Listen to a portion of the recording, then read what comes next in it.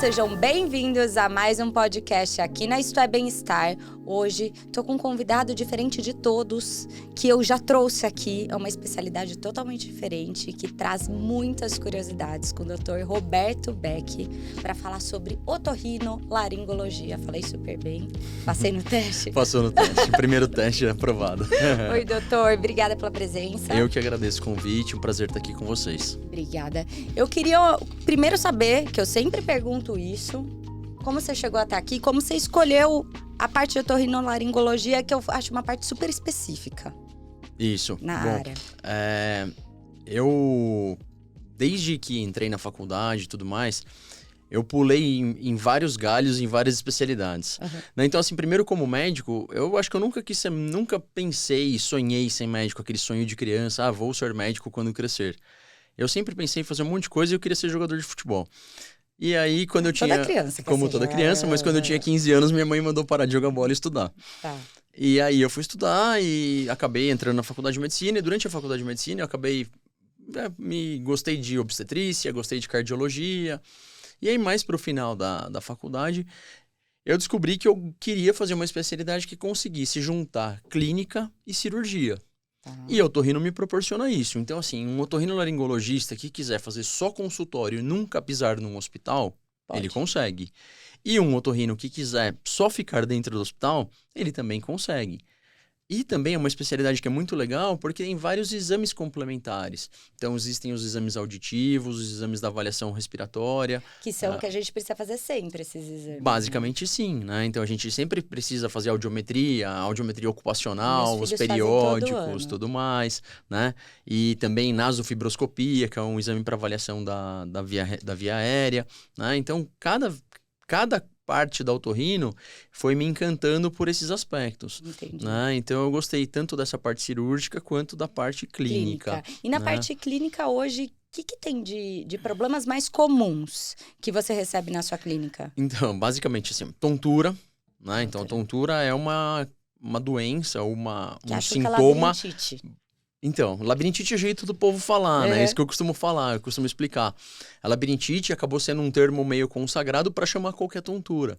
Só que a gente sabe que a tontura é um sintoma e que para esse sintoma tem mais de 100 possibilidades e mais de 100 causas, né? Então, a tontura, o zumbido, as próprias rinites, que nem sempre... Zumbido tem solução, doutor? Tem solução, principalmente dependendo da causa, né? Então, o mais importante não é tratar o zumbido, é tratar a causa do zumbido, né? Então, existem várias causas que trazem o zumbido, que fazem com que a gente desencadeie esse zumbido, e o mais importante é tentar descobrir a causa do que atacar o zumbido propriamente dito, que é o que costuma se fazer, né? Então, eu queria falar do zumbido, porque assim, eu não tinha pensado nisso, porque eu não sei se aumentou a quantidade de pessoas com zumbido, porque agora, você sabe que o algoritmo, ele impacta a gente de alguma forma, né?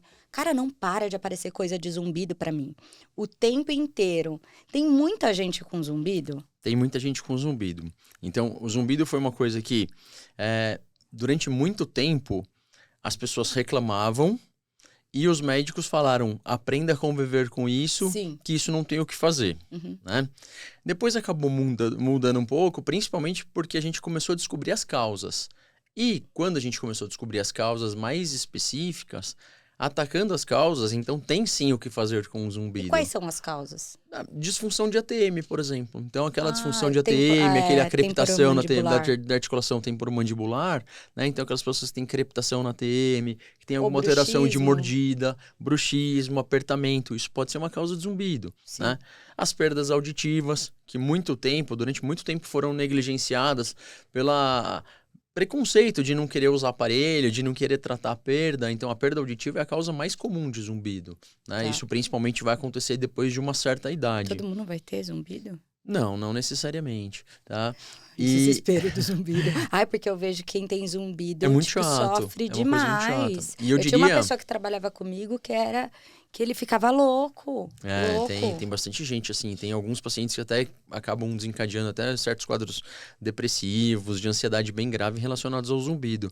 Sim. E também, eu acho que o principal são as alterações, já que a gente está falando de bem-estar, são as alterações metabólicas, né? Então, pressão alta, diabetes, colesterol, tudo isso pode desencadear zumbido, porque a cóclea, que é nosso órgão auditivo, é um órgão extremamente metabólico, que depende muito de metabolismo de gordura, depende muito do metabolismo do açúcar, depende muito da quantidade de água que a gente ingere. E se a gente tiver com o metabolismo desequilibrado, então hipertenso, diabético, colesterol muito desregulado, isso pode ser sim uma causa de zumbido, né? Que Aí foi uma coisa que piorou recentemente. Claro, Por isso que a gente tem visto piorar. Depois da pandemia. Da pandemia, tipo, justamente. aumentou muito. A ansiedade também piorou depois da pandemia, né? A quantidade de pessoas ansiosas e que ficaram trancadas dentro de casa, que tiveram problemas econômicos, financeiros depois da pandemia, né? Então isso também piorou o zumbido. Uma outra coisa que eu vejo também, questões dietéticas, né? O café é o principal vilão relacionado ao zumbido. Piora muito? Piora muito. Então o abuso da cafeína, não só o café, mas o abuso de cafeína pode piorar o zumbido. E aí a gente vai falar dos energéticos, principalmente. Que tem taurina, né? cafeína. Que tem taurina, cafeína em grandes quantidades. Até alguns pré-treinos, né? Alguns pré-treinos também, né? Que fazem, que tem como principal característica essa cafeína para ativar o metabolismo, né? E quando a gente pensa no zumbido e foca então no tratamento da causa. Isso. E há algum tratamento complementar? O tratamento complementar que eu mais gosto são medidas comportamentais. Então, fazer coisas para o nosso cérebro esquecer do zumbido. Né? Então, por exemplo, um ruídozinho de fundo, né? Um barulhinho gostoso do lado da cama. Normalmente, o zumbido incomoda mais na hora que está silêncio, certo? Claro. Durante o dia, quando você tem o ruído ambiental, tudo, você não presta atenção no zumbido. Mas quando você deita, que você está sozinho, quietinho ou trabalhando, que vai o zumbido te incomodar. Então, um ruídozinho ambiental, seja um ruído branco, só um barulhinho, ou seja frequências também. Aquelas frequências, ou uma música de natureza, tem um monte no YouTube. Tipo de meditação. De meditação, Você né? vê Passarinho, 300 cachoeira. pessoas ao vivo com você, tão louca quanto você. Assim Justamente. Eu sempre fico, quando eu tô muito chateada, eu entro nesses canais do YouTube de meditação, eu olho que tem 400, 500 pessoas online, eu falo, gente, não sou só eu. Não estou sozinha.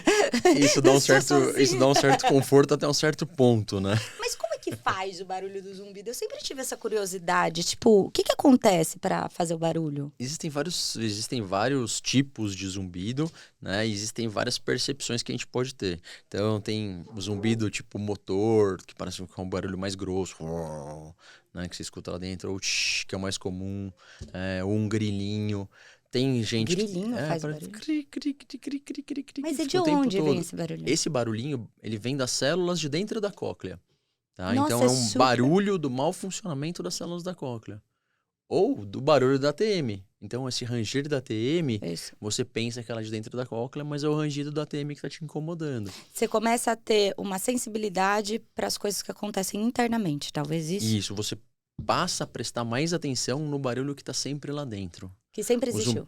Basicamente, ele sempre existiu, mas em alguns momentos ele vai ficar um pouco mais intenso e aí você vai conseguir percebê-lo de uma forma mais evidente. E eu vou te falar, quando eu era pequenininha, meu pai é médico também, né?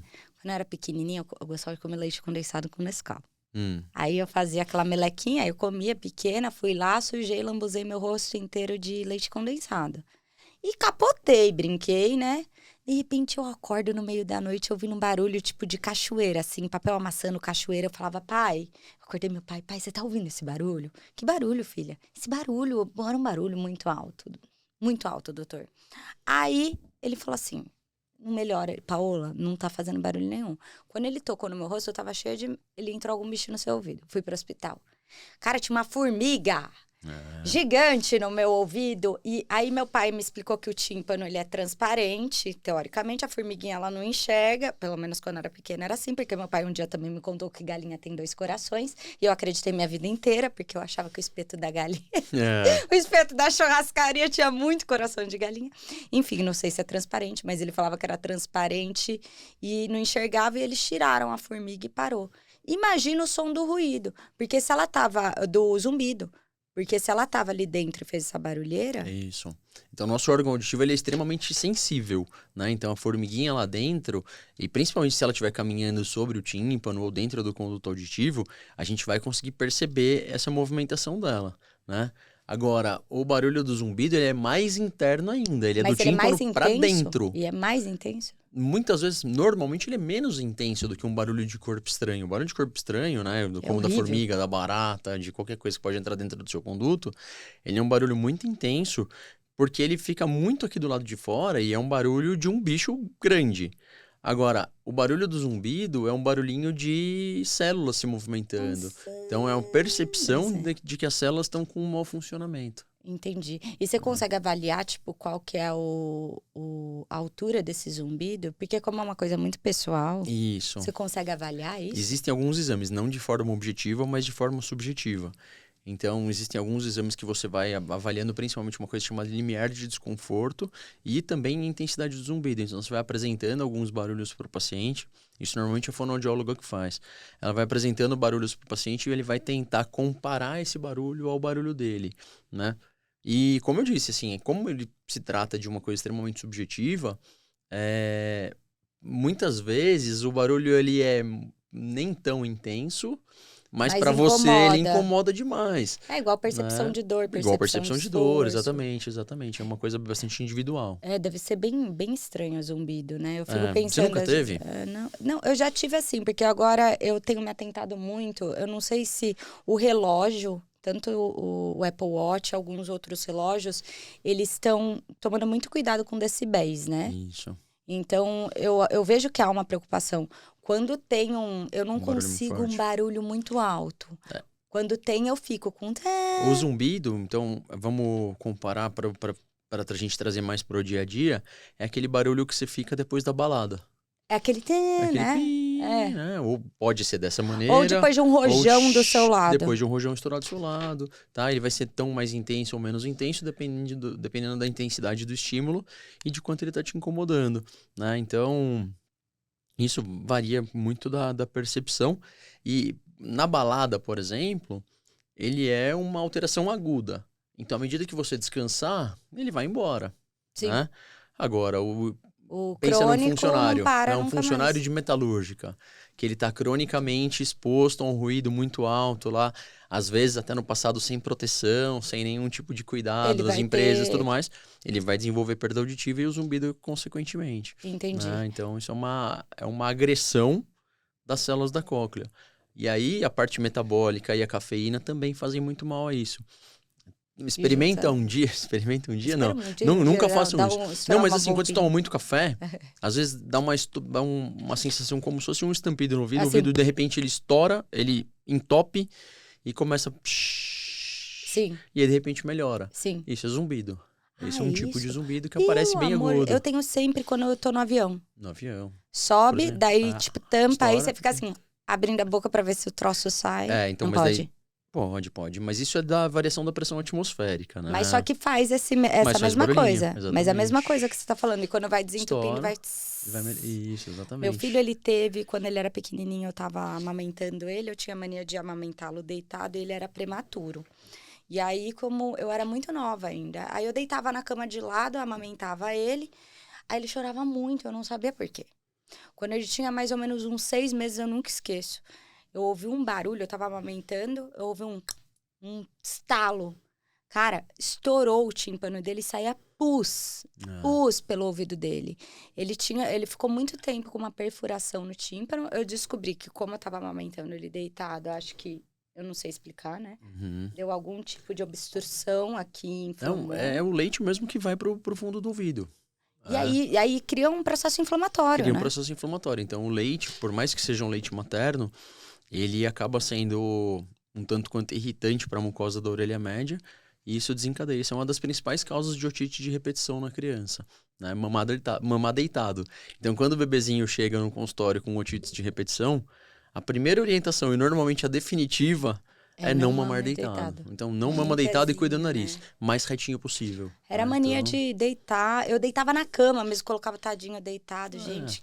Mas é inexperiência. A inexperiência também não dá pra gente... Exato. Não dá pra gente culpar a mãe. Eu não culpo a mãe. A mãe fala, então a culpa é minha. Eu falo, olha, não é exatamente culpa sua, porque primeiro, que você não sabia. E segundo, porque você tá extremamente cansada. Então, não vou te culpar.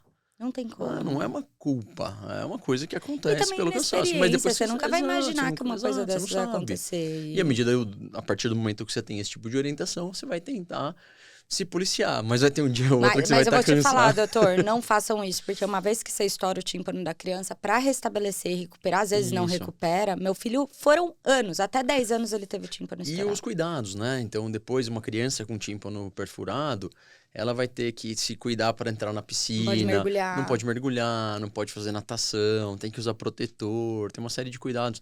Às vezes vai pro mar nas férias, vai voltar com o ouvido vazando, tem que tomar antibiótico. Então, pra criança é uma coisa meio chata, mas né, socialmente.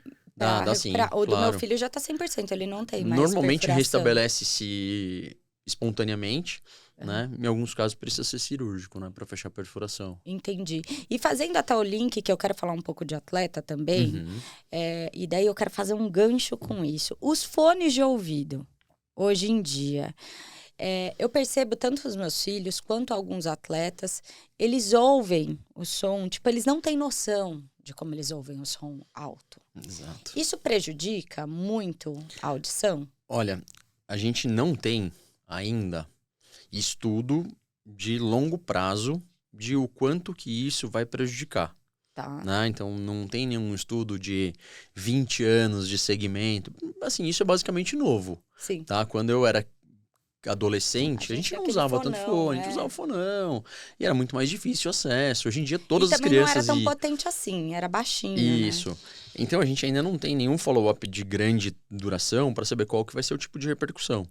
Mas você imagina que é um som de alta intensidade que está sendo colocado diretamente em contato com o seu órgão auditivo, né? O órgão auditivo não é o tímpano. Então, a gente fala assim, o tímpano, cuidado com o tímpano. Então, assim, o tímpano é uma camada de proteção, basicamente. Toda a parte funcional da audição está mais para dentro, né? Que é a cóclea e o nervo auditivo e depois o tronco encefálico, né? Lá dentro do cérebro. E o grande problema é a exposição ao ruído, né? Então, eu costumo comparar uma criança, um adolescente ou um jovem atleta, sei lá, que usa muito tempo de fone, a um trabalhador de chão de fábrica. Entendi. Ou aquele trabalhador do chão do aeroporto, que carrega a mala, que faz manutenção do aeroporto. Né? Então, assim, é muito barulho. Qual que é a minha recomendação básica, tá? Primeiro, qual que é o som, volume adequado? É aquele volume de quem tá do seu lado não consegue ouvir. Tá? Então, a partir do momento que você parar do lado do seu filho e você estiver escutando o que ele tá escutando... É isso que eu percebo. Isso tá ruim. alto, eu falo, muito tá alto pra caramba. Tá muito alto, tá? E o segundo, que eu costumo recomendar, é fazer pausas, né? Pausa para quê? Para descansar a célula do ouvido. Então, sei lá, usa 20 minutos, pausa 20. Usa mais 20 minutos e descansa mais 20. Por quê? Porque são células e essas células se movimentam. Então, do mesmo jeito que você dá um tiro de 800 metros e caminha 200, você faz a mesma coisa com o ouvido. Sim. Então, colocar pausas para descansar o seu ouvido. Sim. E não usar o tempo inteiro, não usar na hora de dormir, não deixar o tempo inteiro à noite. Né? Então, eu já vejo essa maluquice, né? De gente dormindo com fone. E aí, a noite inteira, aquele barulho lá. Que você não vai descansar. Primeiro que você não vai descansar e óbvio que isso vai trazer alguma repercussão em algum momento, não tem dúvida, né? Isso eu aposto. Sou capaz de apostar que daqui 20 anos... Não precisa, daqui 20 anos a gente vai avaliar essa molecada vai ter perda. Claro que vai. Claro que vai. Eu percebo quando eu falo baixo, eu não sei se aumentou isso fazendo teste de audiometria, não sei se já tem algum estudo mostrando essa geração nova. Mas eu acho que daqui a pouco deve sair alguma coisa. Com certeza. Eu percebo também que agora tem aquela função noise canceling, que é tipo pra tapar o ruído, e ela faz esse porque ela tira todo o ruído externo. Mas o que eu também tenho notado? A galera que corre na rua usa essa função em um ouvido e deixa o outro exposto. E eu não sei, às vezes eu fico assim, eu fico tonta. Isso. Então, isso está relacionado à capacidade que o seu ouvido e o seu labirinto têm de se acostumar com a pressão atmosférica, tá? Então, o labirinto e o ouvido, eles vão se comunicar com o meio externo através do nariz, através da parte respiratória, e a pressão que vem através do tímpano, né, da pressão atmosférica. Então, o que a gente estava falando lá do avião, né? Por que dói no avião? Por que faz o barulho no avião? Porque a pressão atmosférica, ela é maior do que o que a gente está conseguindo compensar aqui. Quando você tampa com noise cancelling, o que acontece é que você está tentando compensar pela via aérea, você não está conseguindo compensar pelo ouvido, e aí o labirinto vai sofrer muito mais para conseguir compensar essa variação de pressão atmosférica. Então você realmente vai se sentir tonto. E se você deixar o outro exposto do jeito que o povo tá fazendo? Pior ainda. Por quê? Porque ainda vai ter o desequilíbrio entre a função de um labirinto com o outro. Meu Deus. Então eu penso no labirinto, eu costumo exemplificar para os meus pacientes como se fosse aquela balança do armazém antigo, que você colocava o peso de um lado e tinha que equilibrar do outro. Então, 1 quilo colocava para equilibrar. Então, os labirintos, eles funcionam exatamente dessa maneira. Então, os dois têm que funcionar de maneira equilibrada para que você possa manter o seu equilíbrio. Equalizar. Então, se você tiver com um labirinto funcionando mais que o outro ou com menos que o outro, a consequência vai ser tontura. Nossa, por isso que eu fico tonta. Você sabe que eu tô com mania de fazer isso? Eu seco o cabelo. Gente, que horror, não façam isso. Porque eu seco o cabelo agora com fone. Porque eu quero assistir um negócio e eu gosto de assistir coisa de perito criminal. Ai, que horror. Só eu. Aí eu coloco os meus negócios lá de perito criminal e coloco o fone, fico secando o cabelo e ouvindo. Eu falei, gente, isso deve me fazer muito mal. E aquela barulheira do secador, mais o fone de ouvido, isso vira... Parece um manicômio. Mas eu percebo que eu fico tonta, que às vezes eu tiro um lado, porque eu quero ouvir se tá acontecendo alguma coisa. Vira uma doideira. A equalização da pressão, exatamente. Vira uma doideira. Mas você sabe... Então, se a gente pensar, esse negócio de cancelar o ruído, ele no final faz mal. Então, não é que faz mal, é que depende de como vai ser utilizado. Então, se você usa no avião, por exemplo, para cancelar o ruído e você conseguir dormir melhor, tirar o ruído externo, ou então se você está usando no trabalho para conseguir se concentrar melhor naquela reunião, sem ter os ruídos externos de fundo, então não é uma coisa ruim, né? Então, assim, como tudo, depende de como você está utilizando. Né? Então depende de como você está aplicando e dessa possibilidade de equilibrar as funções e poder usar essa ferramenta no momento certo, na hora certa. Acho que isso é o mais importante. Não é uma coisa ruim, mas tem que ser usada no momento certo. Sim. Essa questão do fone de ouvido, ela é muito complexa para o atleta, né? Primeiro que assim, a maioria dos técnicos falam para não correr de fone. Sim. Né? Para você tem que ouvir o barulho do seu próprio corpo. Então, o barulho da passada, o barulho da sua respiração, o barulho do coração, tudo mais. Né? Tanto é que em prova não é permitido usar fone. Não, e também eu acho perigoso, porque as pessoas elas perdem a noção de se tá passando carro na rua. Era justamente isso que eu ia falar. Ai, desculpa. Não, Eu já cortei, não, já perfeito, falei. Ótimo, ainda bem que você sabe. É que, puxa, tem gente que pedala de fone. Né? Então, imagina que perigo que é você tá pedalando de fone e tá passando carro, tá passando ônibus.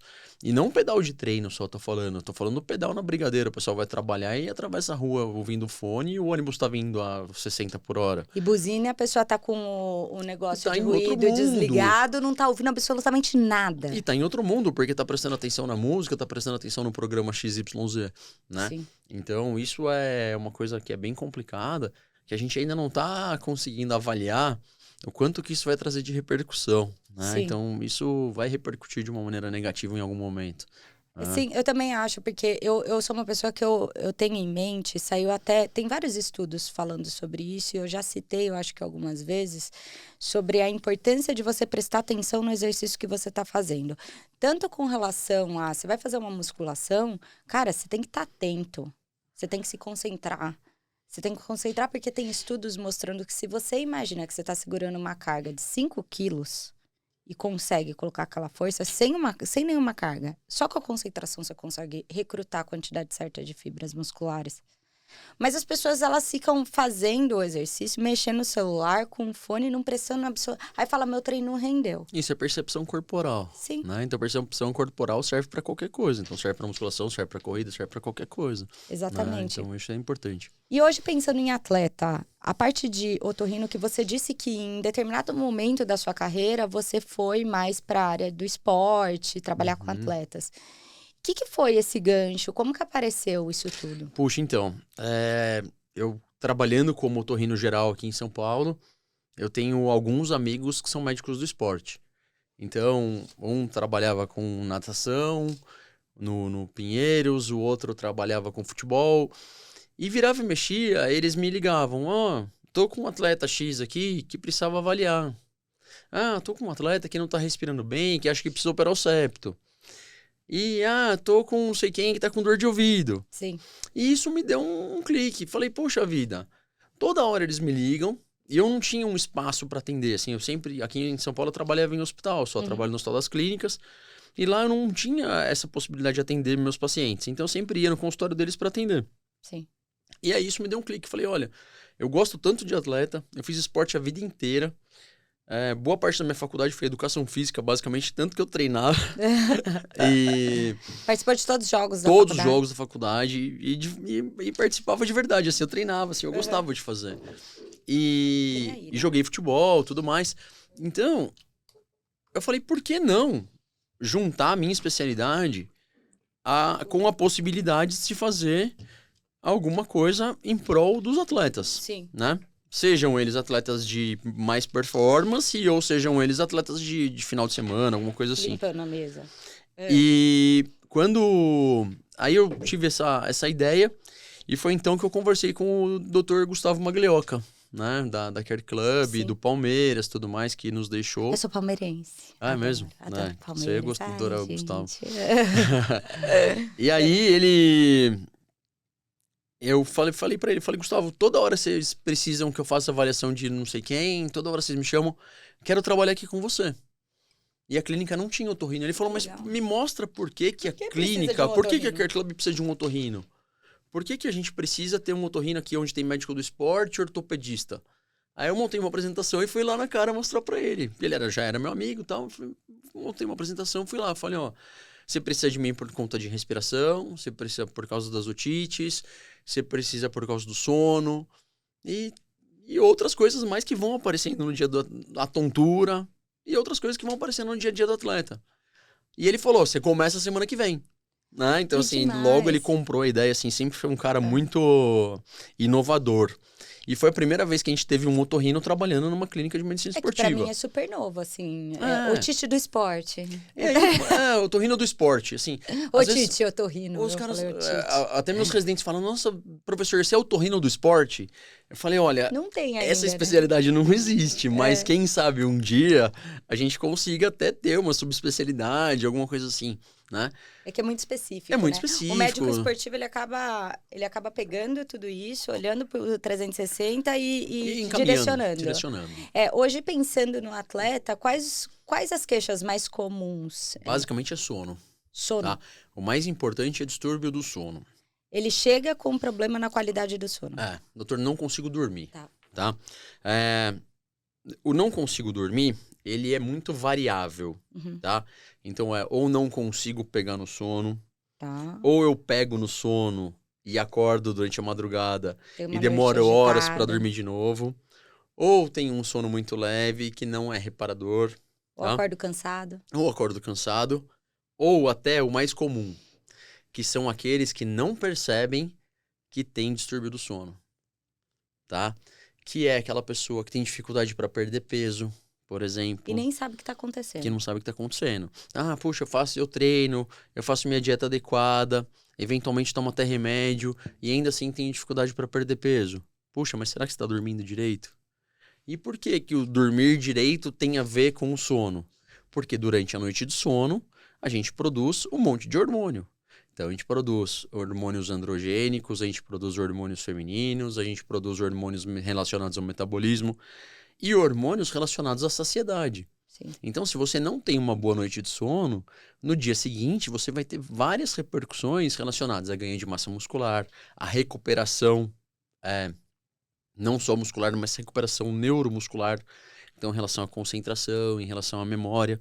Tem um estudo muito interessante que foi feito com atletas olímpicos americanos, mostrando a diferença de quando eles dormiam bem para quando eles dormiam mal em relação ao tiro de disparada de prova de sprint. Então, 100, 200 e 400 metros rasos. Que legal. Então, eles pegaram todos os atletas olímpicos ou universitários americanos e eles avaliavam qual que era o tempo de reação depois de uma boa noite ou de uma noite ruim de sono.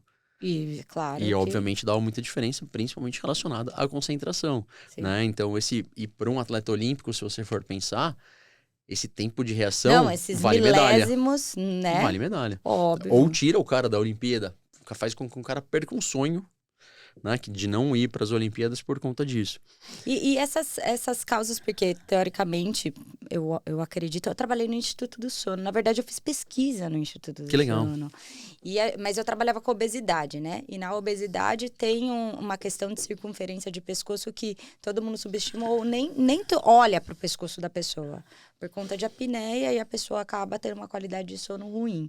No caso de atleta, a qualidade de sono, a causa é por conta de uma apneia, um desvio de septo? O que leva? Sim, tá? Em alguns casos. Mas aí a gente pensa não só nos fatores obstrutivos, mas também nos fatores de arquitetura do sono, nas fases do sono, né? Então, o sono 1, 2, 3, o sono REM. Então, a gente sabe que durante a noite a gente vai ter várias dessas fases e vários ciclos dessas fases. E que se a gente não tiver adequado nessa arquitetura, eu chamo de arquitetura porque tem todos os desenhinhos lá. Então, se você não estiver tendo esses ciclos adequadamente, você não vai ter uma noite de sono reparador. Né? Então, você faz uma polissonografia. Basicamente, uma polissonografia que vai fazer essa avaliação, né? E muitos deles, até hoje em dia, têm vindo com o relógio.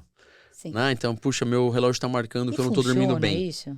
Não é a melhor ferramenta, tá? Porque o sono, ele é medido através a polissonografia é medida através do eletroencefalograma, né? Com o eletrodo na cabeça, tudo mais. E aqui a gente mede por temperatura corporal, frequência cardíaca, frequência respiratória, saturação de oxigênio. Então, eu costumo dizer o seguinte, não é a melhor ferramenta, no entanto, serve como uma excelente ferramenta de triagem. Sim. Tá? Então, é isso que faz o cara falar, poxa, meu relógio tá todo dia falando que eu não tô dormindo bem. Acho que eu preciso ver isso. Preciso ver isso. Sim. E aí você falou da circunferência cervical, circunferência abdominal.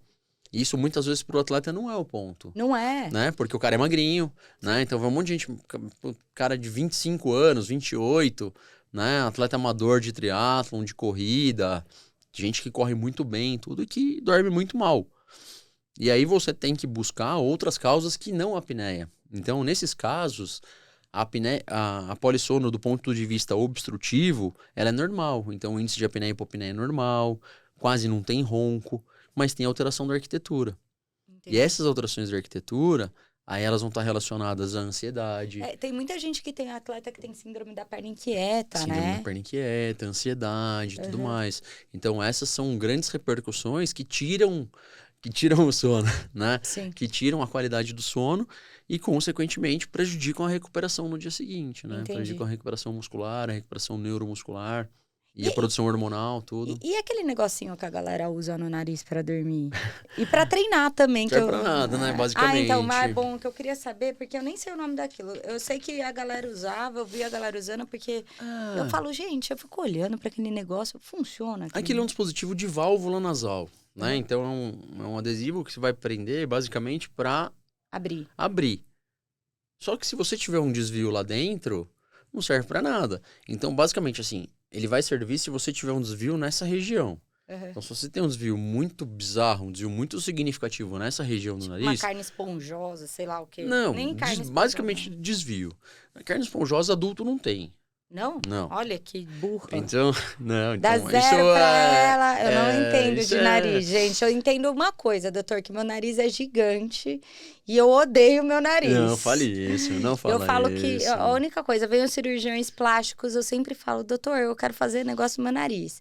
Não entendo nada de nariz. Não fala isso. Eu nem sabia que o adulto nem tinha então, mais. É que carne esponjosa é um termo que o pessoal usa para falar da adenoide, né? Então, a hipertrofia de adenoide é um tecido que fica lá no fundo do nariz, entre o fundo do nariz e o fundo da garganta, que normalmente ela cresce dos 3 aos 7, 8 anos, e depois dos 8 anos ela começa a involuir até sumir com 12. Mas tem gente que fica com Pode ficar. Então não foi tão não, merda assim. Mas é raríssimo, tá? E quando fica, às vezes a gente precisa procurar outras causas do tipo imunossupressão, essas coisas, HIV, essas coisas. Entendi. O que a gente vê, a carninha que a gente vê quando levanta a ponta do nariz, que a gente vê esse tecido rosinha, isso chama corneto, tá?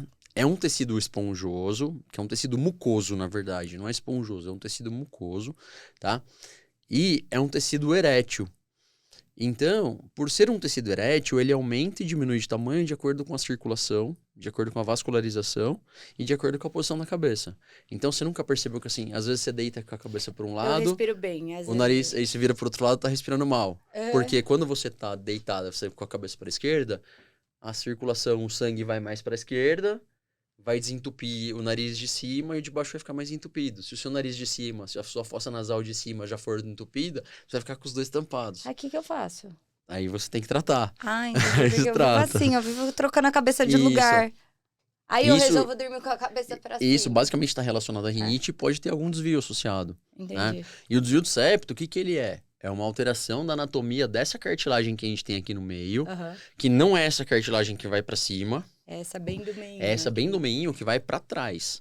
Então o nariz ele não é para cima, o nariz é para trás. Então o ar, quando ele entra nesse sentido, né? Ele não vai para cima. Meu nariz está entupido aqui em cima. Não, aqui em cima só tem osso, aqui em cima não tem nada, né? E aí o desvio é a parede que tá torta para um lado ou tá torta para o outro, ou às vezes para os dois. E aí isso precisa ser corrigido, né? E muitas vezes isso no magrinho que ronca é por isso, porque o nariz é muito ruim. Sim, né? E pode ser também, trazendo o atleta mesmo, o atleta, ele tem eu vejo que há um refluxo gastroesofágico no atleta durante uma prova de corrida, um esforço excessivo. Isso acontece muito, né? E à noite isso é intensificado, não tem como. E isso também compromete a qualidade de sono. Isso compromete muito a qualidade de sono, porque o ácido, vamos colocar aqui, a garganta não está acostumada com ácido. Tá. A garganta está acostumada com ar e comida, né? À medida que a garganta começa a ter contato com uma quantidade maior de ácido, isso vai provocar uma mudança do pH, não só da garganta, mas também da cavidade oral, e isso desencadeia inchaço. Então a base da língua fica um pouco mais inchada, a faringe fica um pouco mais inchada, e aí isso pode gerar uma obstrução que pode relacionada ao ronco e à apneia. E também a tosse. Tosse noturna. Tosse noturna. Tenho crise de tosse noturna. Eu faço consulta em todas as A tosse noturna, ela é uma coisa muito comum do jovem, né? Eu não sou jovem, doutor. A tosse crônica noturna, ela é muito comum no jovem e ela está relacionada, primeiro, a esforço, é uma coisa que pode ser, sim, uma causa, mas hábitos dietéticos. Né? Então, a tosse noturna? De coisa... E ao refluxo também, né? Isso, então, mas o refluxo vem com relacionado a hábitos dietéticos. E aí, esses hábitos dietéticos, acho que o que eu coloco como principal vilão é deitar logo em seguida de comer. Quanto tempo antes de deitar? Eu colocaria aí umas 2 horas. Tá? Acho que 2 horas seria o tempo ideal para a gente conseguir fazer uma boa digestão e conseguir deitar com uma certa tranquilidade do ponto de vista do refluxo. Eu percebi que eu tive algumas atitudes assim, que foi isso, parar de comer certo horário por conta do refluxo. Eu paro de comer.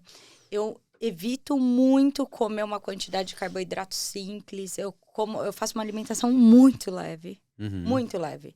Porque se você faz uma alimentação pesada, até passar, até o processo de digestão, você fica empapuçado, aí você vai dormir.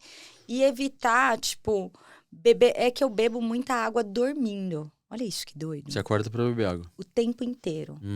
Eu não sei se eu me engasgo por conta do refluxo, eu acordo meio engasgada. Ou se o nariz está entupido. Ia ficar a boca seca. Ou eu fico tossindo sem parar, aí eu bebo muita água. Eu chego a beber 2 litros de água de noite. Caramba. Dormindo. Então eu bebo muita água dormindo. Eu não sei se atrapalha também.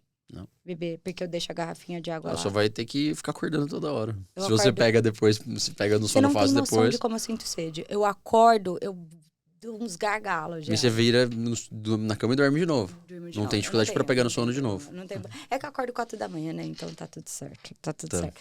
E o que mais do atleta, que você falou da natação, né? De quadros de otite na natação. Isso, então o atleta de natação tem muito otite, né? Então tem otite, tem uns osteomas que vão crescendo dentro da orelha, que é um tumorzinho de conduto auditivo.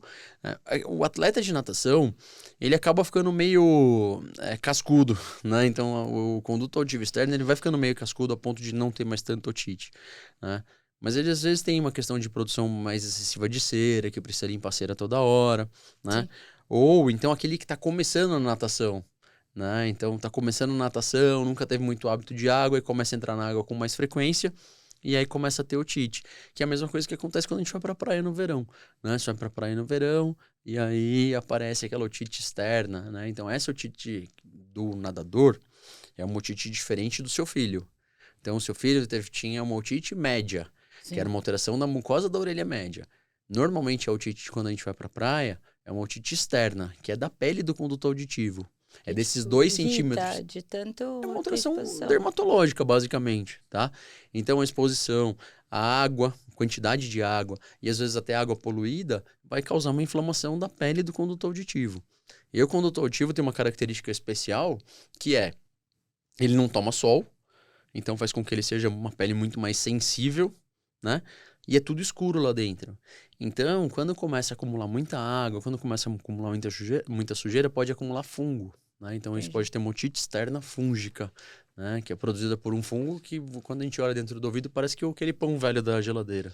Sério? Né? É uma coisa Ai, que eu queria, antes da gente finalizar, tirar 2 dúvidas. Uma, porque passou super rápido, que tem muita coisa para falar de Falo ouvido. muito. Não, tem muita coisa para falar de ouvido. Eu queria falar sobre cannabis medicinal, que eu sei que você entrou também nesse tipo de Isso. tratamento. E, enfim, desde que eu conheci, eu acho que as pessoas, muitos estão sendo beneficiados pelos tratamentos com cannabis medicinal. Então, como que você faz o tratamento? Aqui, quando você utiliza desse tratamento, dessa estratégia? Tá, então, quando eu falo de cannabis medicinal, aqui normalmente não tem mais nada a ver com otorrino. Né? Não tem? Não. Você entra em outro tipo de... Assim, foi um outro tipo de preparação que eu fui fazer.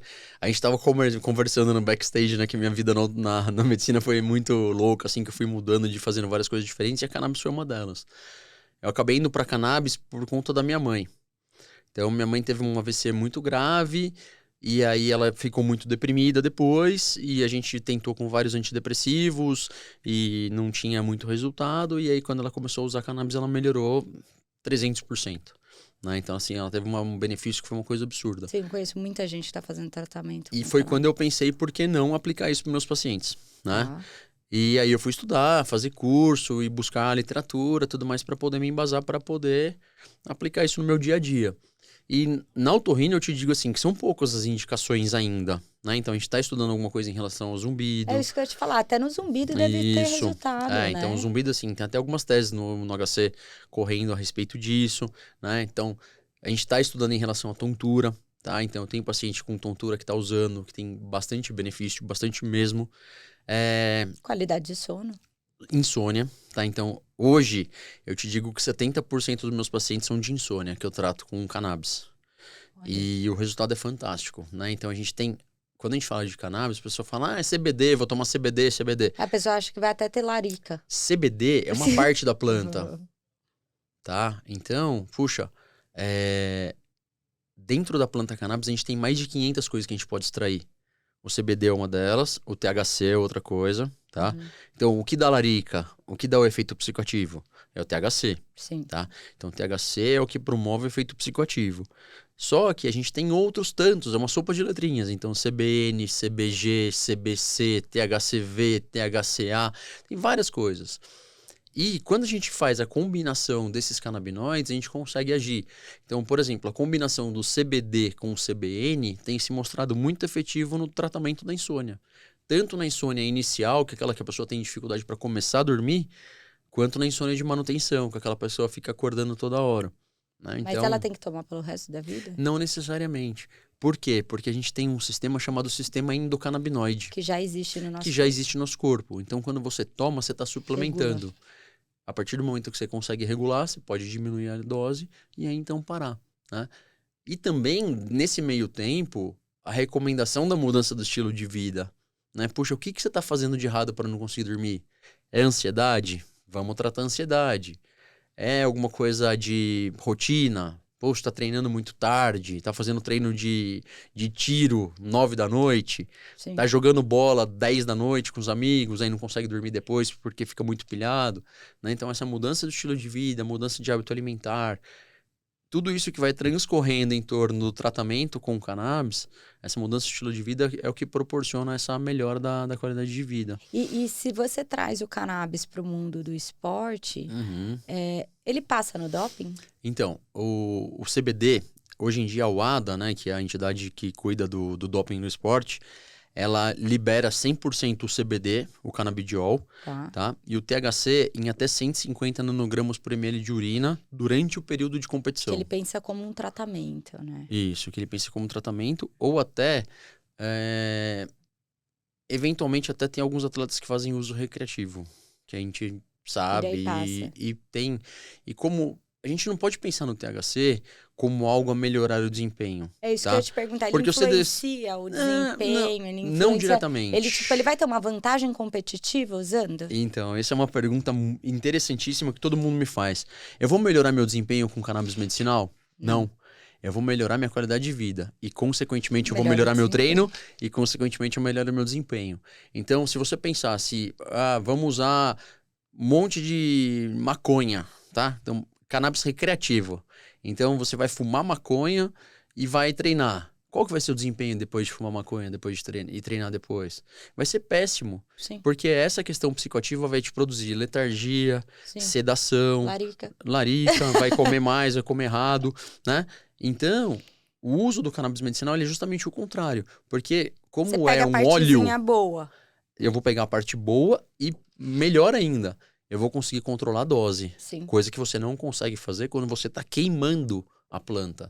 Quando você queima a planta e absorve ela por via pulmonar, o efeito é triplicado, quadruplicado. E você não sabe nunca como isso vai agir no seu corpo. Agora, quando eu te dou um óleo, que eu te dou 1, 2, 3 gotinhas, o efeito é completamente diferente. Eu ouvi muitos atletas de MMA utilizando o canabidiol justamente para melhorar, aliviar as dores no processo de recuperação, porque é controle inflamatório. Dói pra caramba. Porque imagina, na hora que você leva um socão no nariz, você não sente ali. Exato. Depois. Isso aí. Então, assim, no MMA já é permitido, tá? Até o THC é permitido no MMA. Na NFL é permitido. É por causa de dor, de né? concussão. Aí até tem um estudo de atleta de futebol americano que o uso de canabidiol ele diminui o edema cerebral provocado pelo trauma. Olha. E isso de longo prazo pode ter um benefício para eles, né? Que o atleta de futebol americano ele tem muito problema de longo prazo relacionado à demência. A demência, né? Até os atletas de MMA também, MMA, por boxe, conta da cabeça, né? Os muito soco na cabeça. Isso. Então, esses estudos, eles vêm lidando com essa parte anti-inflamatória do cannabis, pensando em longo prazo para esses atletas. E no meu atleta, que é o meu atleta do dia a dia, né? Então, assim, puxa, qual que é a minha... Que é o atleta mais amador. Atleta amador. Então, assim, qual que é a minha população de atleta profissional e atleta amador? 10% é profissional e 90% é amador. E é aquilo que eu te disse, assim, o que é o atleta amador? É o cara que tem filho, é o cara que trabalha... Que não tem o esporte como prioridade. É o cara que não tem esporte como prioridade. Às vezes tem, mas não deveria. Prioridade que eu digo. tem que trabalhar. Exato, né? tem que trabalhar. Né? Então, o cara que tem família, que trabalha, que viaja a trabalho, né? Então, que tem um monte de coisa para fazer e tem uma vida social. E tudo isso, ele vai ter que colocar o esporte nesse meio. E por que ele não consegue dormir? Puta, ele não consegue dormir porque a bolsa caiu 3%, porque o chefe dele tá buzinando. E se ele não dormir, porque o filho tá chorando, e se ele não dormir, no dia seguinte ele vai acordar às 4 para treinar. Então, essa qualidade do sono, que sejam 6 horas ou que sejam 7 horas, tem que ser boa. Né? Então, isso que eu falo, tem que dormir 8 horas. Não, se você dormir 6 boas, é melhor do que dormir 8 ruim. Esse é um cara em potencial para indicação de canabidiol, né? Justamente. É uma pessoa pra É o cara que não é ansioso o suficiente para tomar um ansiolítico mais pesado, mas que se beneficiaria de um controle mental e de uma estabilização mais linear para que ele tenha uma condição de vida mais equilibrada. Né? Então, sempre que eu falo de cannabis, eu penso em equilíbrio. Né? Então, o equilíbrio do sistema endocannabinoide te proporciona um equilíbrio em termos de qualidade de vida. Né? Então, eu acho que isso que funciona muito bem. Onde eu vou testar isso? Mas, doutor, obrigada. Nossa, eu tinha várias coisas para perguntar que eu tô aqui rodando na minha cabeça. Eu vou perguntar até depois e depois você vai ter que voltar para continuar falando sobre o assunto. Com certeza, será um prazer. Eu queria que você deixasse para o nosso público suas mídias sociais. Pode deixar para eles suas mídias sociais, onde você atende, o site para te encontrar. Bom, então eu sou médico da Care Club, atendo aqui em São Paulo, mas também faço atendimento online. Vocês podem me procurar pelo Instagram, é dr_Roberto Beck. Então lá respondo todas as mensagens no direct e tudo mais. E na Care Club também, se vocês quiserem agendar consulta direto por lá. E tô 100% à disposição. Foi um prazer estar aqui com você, foi muito legal. E se precisar, volto quando for. Você vai voltar com certeza. Voltarei quando for necessário. Muito obrigada, doutor. Obrigado, agradeço. Espero que vocês tenham gostado. Até o próximo podcast. Tchau!